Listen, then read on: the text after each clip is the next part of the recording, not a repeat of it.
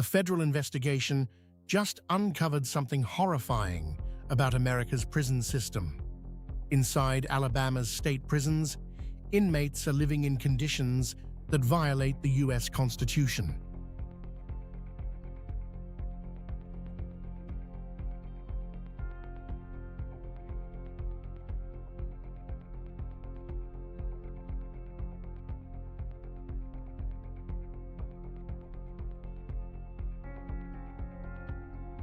We're talking about systematic violence, sexual assault, medical neglect, overcrowding so severe that some inmates spend 24 hours locked in cells meant for one person with two others.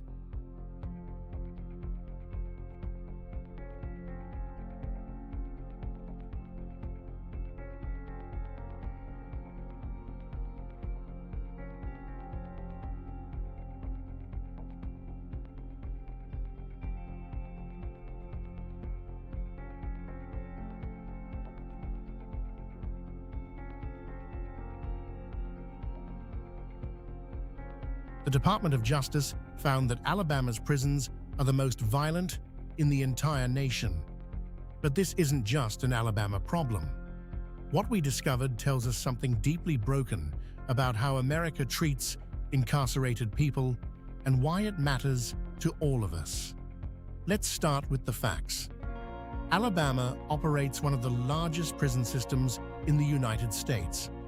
Right now, there are over 20,000 people incarcerated in Alabama's Department of Corrections facilities. In 2023 and 2024, the U.S. Department of Justice launched a comprehensive investigation into Alabama's prisons. What they found was damning. Systematic constitutional violations, widespread violence.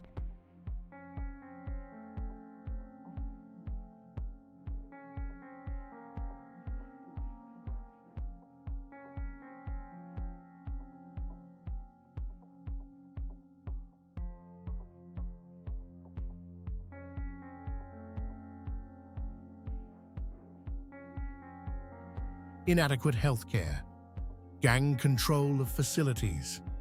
The Equal Justice Initiative, a leading criminal justice reform organization, called Alabama's prisons the most violent in the nation.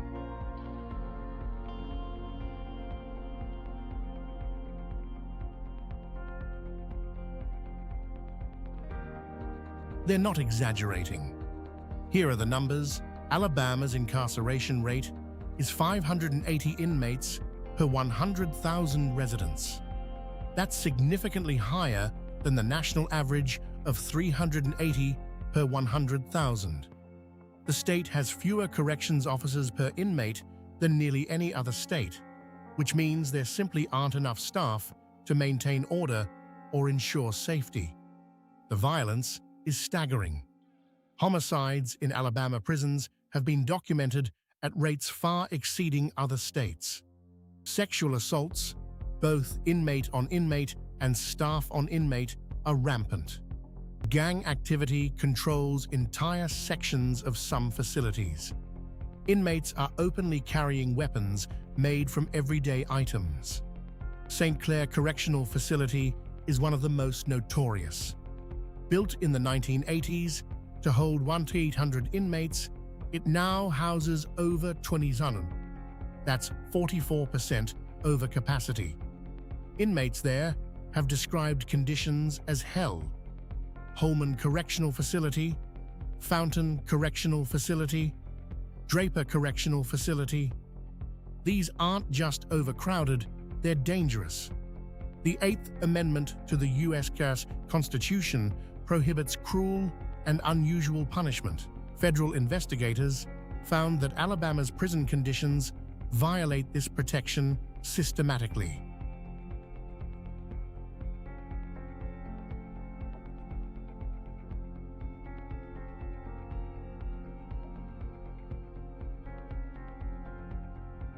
What does that mean? It means the state is legally abusing incarcerated people. It means conditions are so bad that they constitute punishment, on top of the sentences inmates received. The DOJ has essentially told Alabama, "Fix this or we'll take control." Federal monitors have been placed in facilities. Lawsuits have been filed. Yet conditions persist. Why? Because fixing Alabama's prisons would require money. It would require hiring more staff. It would require building new facilities or reducing the prison population. Politically and financially, Alabama hasn't been willing to do that. But the human cost? That's paid by the 20,000 people locked inside. Let's talk about what a day actually looks like inside these prisons. Start with housing. A typical cell is about 8 feet by 10 feet. It has a toilet, a sink, and 2 bunks. Now imagine 3 people living in that space. That's not hypothetical. That's the reality at overcrowded Alabama facilities. 3 people sharing a space designed for less. The cells aren't clean. Mold grows on walls. Toilets back up. Vermin infestations are common. Inmates describe roaches, rats, and other pests that are constant. One inmate reported, "We're living like animals. The toilet is right next to where we sleep. There's no privacy. There's no dignity." In summer, many Alabama prisons lack adequate air conditioning. Temperatures inside cells reach over 95 degrees. In winter, heating is inconsistent. Some facilities have broken windows, broken plumbing, electrical issues. The infrastructure is deteriorating. Alabama's prisons are old. Some were built in the 1970s and 80s. Maintenance is minimal because there's no budget for it. Due to chronic staffing shortages, extended lockdowns have become routine.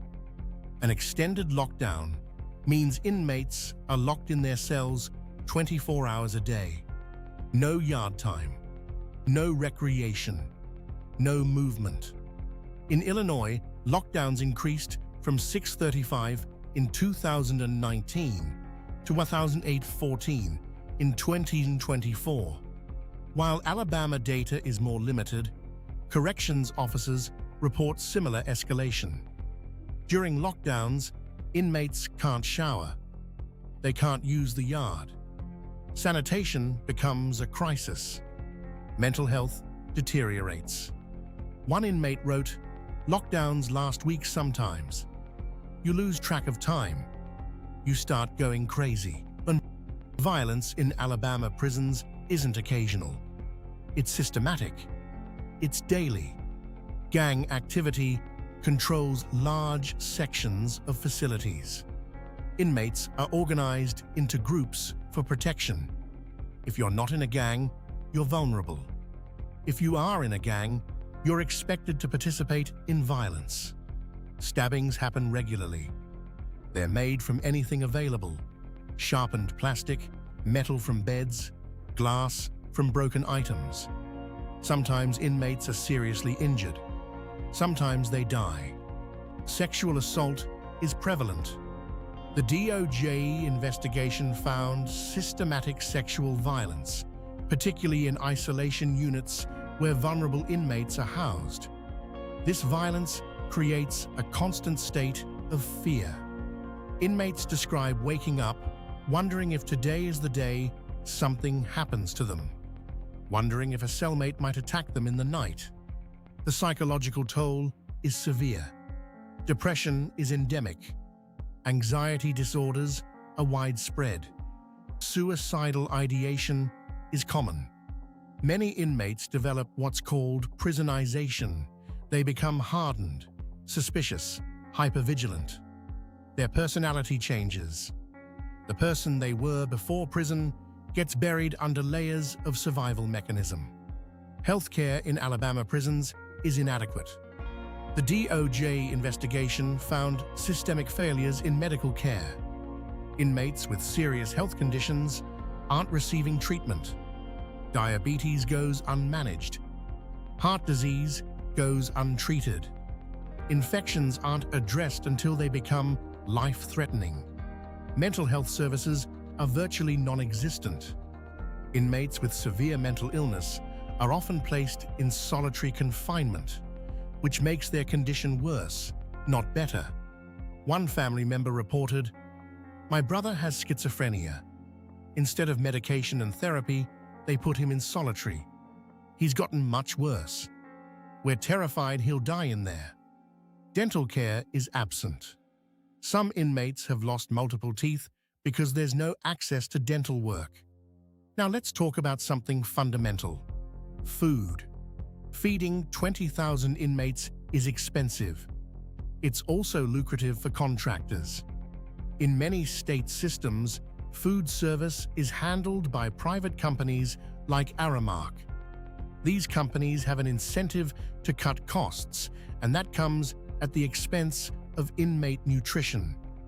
In 2021, Mississippi terminated its contract with Aramark after federal litigation revealed that the company was serving spoiled, rotten, molded, or uncooked food contaminated with rat, bird, and insect feces.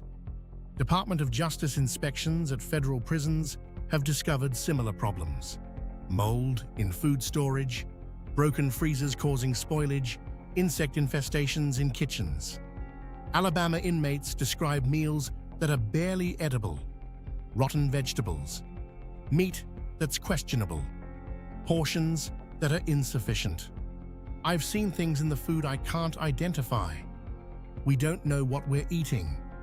Here's something shocking. There is no federal law that establishes nutritional standards for prison meals.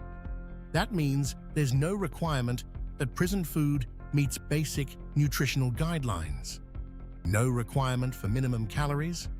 No requirement for balanced meals. Nothing. The food served in prisons can be nutritionally inadequate, and there's no legal violation. That's how broken the system is. Inmates often lose weight in prison, despite being locked in. That's how poor the nutrition is. Because prison food is inedible, inmates are forced to buy food through commissary. Commissary is the prison store, where inmates can purchase items with money from outside or wages from prison jobs.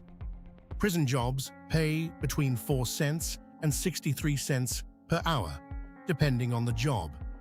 So an inmate working a full day for 50 cents earns less than $1.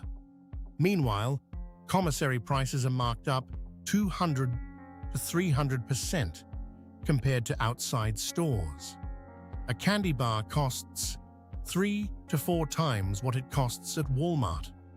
A package of instant ramen costs 2 to 3 times retail price.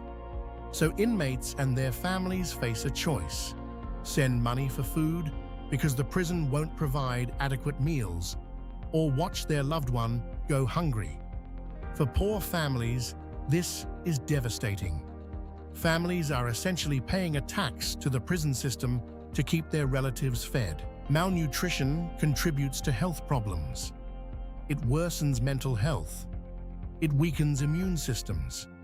It makes inmates more vulnerable to illness. In a system where medical care is already inadequate, poor nutrition compounds the problem. In 2024, a federal lawsuit was filed against Aramark at Mount Olive Correctional Complex in West Virginia. The lawsuit claims that Aramark is deliberately serving inadequate meals to force inmates and their families to purchase food through commissary.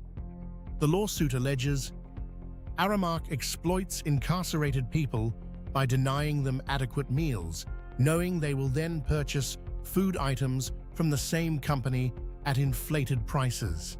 This is a pattern across America's prisons. It's systemic. It's intentional.